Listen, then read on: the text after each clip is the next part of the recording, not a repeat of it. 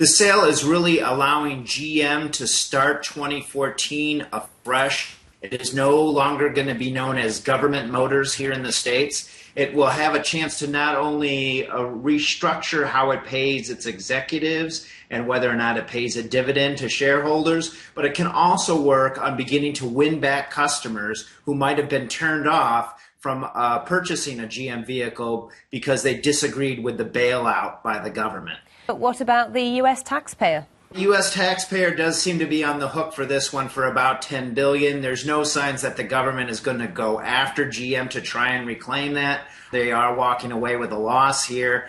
But in the end, what the government will say is the loss could have been bigger if GM would have gone through an unstructured bankruptcy.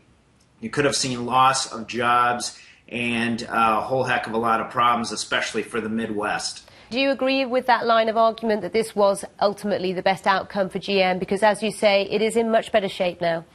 Yeah, I really do. You got to think back. There was no other place for General Motors to go to get money. The banks weren't lending money at all, so they really had no one else to turn to but the government.